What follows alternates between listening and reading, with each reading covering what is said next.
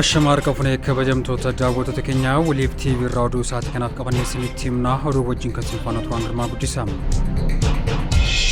Diinni Gujii fi Boorana jedhee adda isin baasuu barbaada isin garuu tokkummaa keessan cimsaa jechuun Dr. Abiy Ahmed himan. Diinni Gujii fi Boorana jedhee addaan isin qooduu barbaada isin garuu tokkummaa keessan cimsuu qabdu jechuun muummeen ministeera Dr. Abiy Ahmed himan. Muummeen ministeera Dr. Abiy Ahmed hojiilee misoomaa godina Booranaa lamaan keessatti hojjetamaa jiran daawwachuun hojii eegalchisanii jiru. Daawwannaa isaanii kanaan haasawaa taasisaniin Booranni kan aadaa ofii isaa tursiisuu qofa osoo hin taane quufee nama nyaachisu akka ta'utti waliin dhaabbachuu akka qabnuu fi aadaa kana itti fufsiisuun barbaachisaa akka ta'e himanii jiru. Diinni Gujii fi Boorana jedhee adda isin qooduu barbaada isin garuu Oromoodhaa ofiin jechuu qabdu akkasumas tokkummaa keessan cimsuu qabdu jechuun muummeen ministeera Dr. Abiy Ahmed ergaa guddaa dabarsanii jiru. Tokkummaa Oromoo diiguuf diinni maqaa garaagaraa nutti kennee kana diiguun tokkummaa keenya isa Oromummaa ta'etti deebi'uu qabna kana sirreessuuf hundaa ol Boorannii fi Gujiin waan guddaatu isin irraa eegama jedhanii jiru. Maqaa qabnaa gosa qabnaa godina qabnaa inni hin dagatamu Gujoomni Booranni Baaleen hin dagatamu garuu abbaa qabaa abbaan Oromoodha jechuun muummeen ministeera Dr. Abiy Ahmed ergaa jabduu kan dabarsan. Uummanni Gujii Booranni Baalee fi Arsiin hundi keenya qacceen keenya tokko ta'uu isaa baruu qabna kanaaf waan hojjetamaa jiruun itti gammadeen jira isinis baga gammaddan jechuun hojiin kun gara fuula duraatti kan itti fufuu ta'a jechuun Dr. Abiy Ahmed dubbatanii jiru. Guyyaa filannoo hojiin hin jiru jedhame. Guyyaa filannoo marsaa torbaffaa hojiin akka hin jirre boordiin filannoo biyyaalessa Itoophiyaa beeksisee jira. Filannoo marsaa torbaffaa caamsaa 24 bara 2018 gaggeeffamu irratti dhaabbileen mootummaa federaalaa fi kan naannoo cufaa akka ta'an boordiin filannoo biyyaalessaa beeksisee jira. Dabalataanis guyyaa kanatti dhaabbileen dhuunfaas cufaa akka ta'an himamee jira. Guyyaa jedhame kanatti filattoonni bakka bu'aa isaanii akka filatanii fi guyyaa sagaleen kennamutti rakkoon nageenyaa tokko malee filattoonni sagalee isaanii akka kennan lakkoobsa labsiittiin bulmaataa fi galmee paartilee siyaasaa 1162 bara 2011 keewwata 161 bu'uura godhachuun dhaabbileen mootummaa fi miti mootummaa akka cufaman boordichi beeksisee jira. Dhaabbileen tajaajila rifachiisaa kennan kanneen akka hospitaalotaa, dhaabbilee guyyaa guyyaan tajaajila kennan, geejjiba, manneen nyaataa, hoteelota dabalatee guyyaa filannoon kun itti gaggeeffamutti tajaajila isaanii kan kennan ta'as jedhamee jira. Tajaajilli geejjibaa jiraatus guyyaa kanatti filattoonni filannoo isaanii qofarratti xiyyeeffachuun karoora imalaa akka hin baafanne boordiin filannoo biyyaalessa Itoophiyaa beeksisee jira. Finfinneen waggoottan 5 darban warraaqsa misooma guddaa gaggeessee jiraachuu ishee kantiibaan magaalaa Finfinnee Aadde Adaanech Abeebeen himan. Magaalaa guddoo keenya Finfinneen waggoottan 5 darban keessatti warraaqsa misooma guddaa gaggeessee jirtu jechuunis himaniitii jiru. Guyyoota 10 darban qofaa keessatti piroojeektoota 10 tajaajilaaf banaa taasisnee jira jechuunis himanii jiru.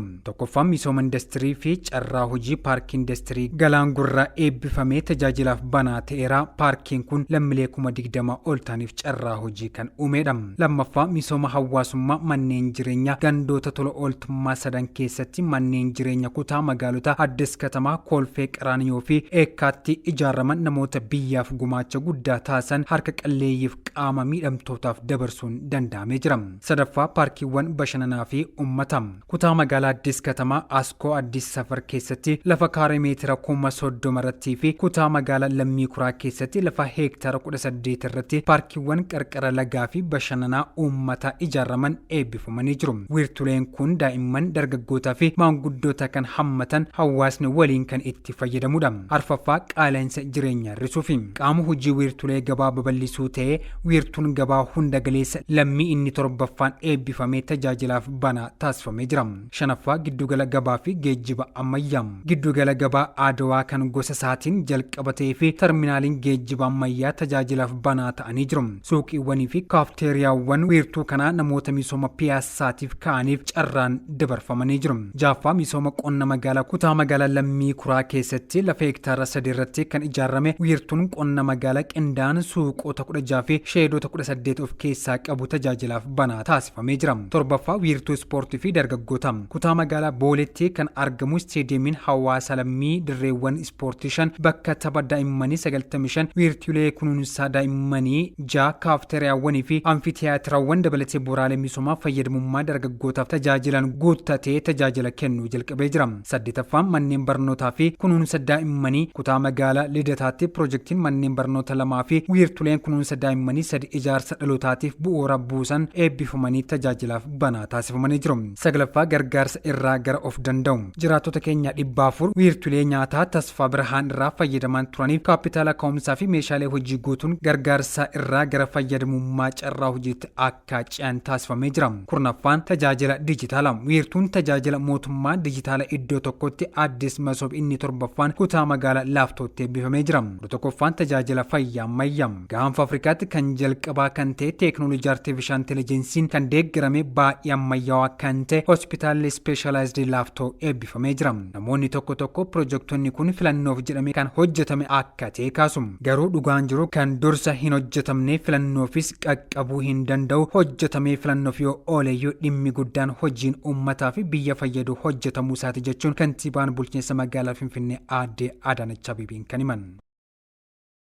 Looreet nagaa addunyaa ministeera muummee Abiyyi Ahmed waliin ta'uun godinaalee Boorana Bahaa fi Booranatti argamuun daawwannaa fi eebba piroojektota garaagaraa gaggeessineera jechuun pirezidaantii mootummaa naannoo Oromiyaa obbo Shimallis Abdiisaan himan. Guyyaa kaleessaa Looreet nagaa addunyaa muummee ministeera Riippaabilika Federaala Dimokiraatawaa Itoophiyaa Abiyyi Ahmed akkasumas hooggantoota mootummaa federaalaa fi naannoo keenya waliin ta'uun godinaalee Boorana Bahaa fi Booranatti argamuun daawwannaa fi eebba piroojektota garaagaraa gaggeessinee jira. Piroojektonni tarsimaa kunneen galmoota miinsaa oomisha dandamannaa fi qaroomina uummata wiirtuu aadaa fi bulchiinsa gaarii ta'e kana dhugoomsuuf kan dandeessan ta'uu hubannee jira. Imala kanaan jalqabarratti buufata xiyyaaraa Gadaana Geellee Booranaa eebbifamee jira. Muummeen keenya buufanni kun akka ijaaramuu fi dandeettii xiyyaarota ammayyaa keessummeessu akka qabaatu murteessurraa jalqabee adeemsa ijaarsa isaa hordofuudhaa hanga moggaasa maqaatti shoora eenyumaanuu bakka hin buune taphatanii jiru. Buufataaleen xiyyaaraa Gadaana Geellee Booranaa fi Yaabeelloo ji'oota muraasa dura hojiitti galee hawaasa horsee bulaa godinaalee lamaanii gabaa biyyoolessaa fi alaa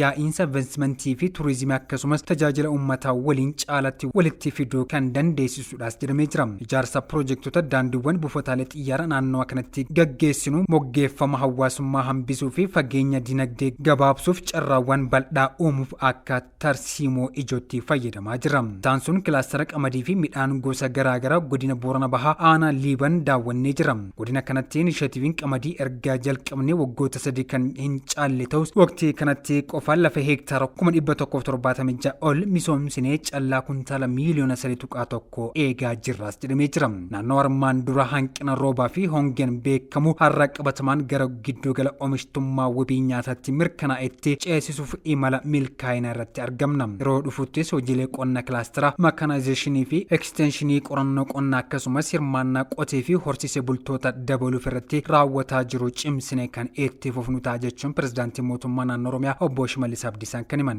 Imala keenyatti fufnee godina Booranaatti ce'uun hidha Finna Dasee Goora Aanaa Gomoleetti argamu daawwannee jira. Hidhi kun dandeettii kuusa bishaanii meetira kiiyubii miiliyoona 190 ol akkasumas lafa heektaara 14,500 ol jallisiin misoomsuu kan qabudha. Mootummaan naannoo Oromiyaa bu'uuraalee misoomaa bishaanii akka humna dandamannaa jijjiirama qilleensaa yeroo dheeraa naannoo horsiisee bulaatti fudhatee misoomsaa jira. Piroojektota Finna 73 akka naannootti qabnu keessa 60 ol kan ta'an naannoo gammoojjii horsiisee bulaatti argamu. Godina Booranaa qofatti ammoo hidhaaleen Finnaa 14 ijaaramanii jiru. Daawwannaa godina Booranaatti fufuun haala raawwii piroojeektii dhiyeessii bishaanii guddicha Galceet Saaretti qorannee jira. Piroojeektiin kun hudhaa caasawaa dhiyeessii bishaanii godinaalee lamaanii furuu kaayyeeffatee kan hojjetamaa jirudha. Sarroota Jimmoo kiiloomeetira 60 lakkaawwaman wiirtulee dhiibbaa bishaanii olaanaa fi kuusaawwan bishaanii gurguddaa dabalatee bu'uuraalee misooma piroojeektii kanaan diriirfamaa jiran jireenya hawaasa godinaalee Booranaa fi Boorana Bahaa qabatamaan kan jijjiiran ta'uu himameeti jira.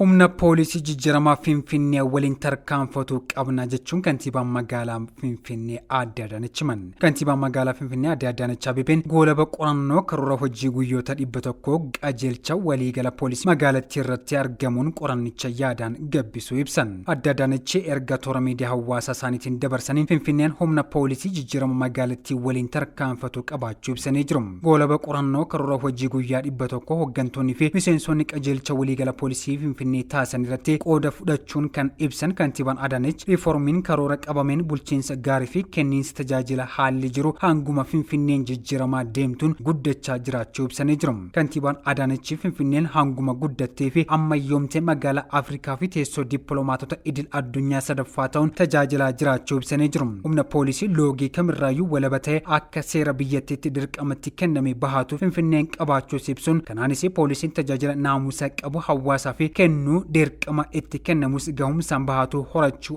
akka danda'ames hubachiisanii jiru. Bulchiinsi magaalichaa fi jiraattonni waliin ta'uun kanneen darbee dhaabbataas ta'e miseensota maqaa balleessuuf jecha hojii hojjetamu cilee dibuuf yaalan adda baasuun qajeelcha warreen cichoominaa fi gahumsaan hojii isaanii hojjetan jabeessaa imalli eegalame cimee itti fufa jechuun kantiibaa Adaanech ergaa isaaniin dhaamanii jiru. Ajajaan waraana Hamaas haleellaa Israa'eliin ajjeefame. Haleellaa Israa'el raawwatteen ajajaan Hamaas dhiheenya kana muudamee ajjeefamee jira. Ajajaan waraana Hamaas kan dhiheenya kana muudame Komaander Muhammad Hawdaan kaaba Gaazaa keessa osoo socho'aa jiru haleellaa xiyyaara Israa'el raawwatteen ajjeefamuu isaanii waraanni Israa'el beeksisee jira. Israa'el akka isa ajjeeste mirkaneessitus Hamaas irraa wanti mirkanaa'e hin jiru. Israa'el lola waggaa lamaaf Hamaas waliin taasisaa turteen lammiileen Falaasxiin 72,000 ol kan ta'an ajjeefamanii jiru. Akkasumas lammiileen 172 ol ammoo madaa cimaaf saaxilamanii jiru. Waraanni kun bu'uuraalee misoomaa 90 ol barbadeessee jira jechuun Anaadooluun gabaasee jira. Egaa kabajamtoota daawwattoota keenyaa waliif tiivii oduu isaatti kanaaf qabannee asumatti goolumne jirra waan nufaana turtaniif horaa bulaa deebana.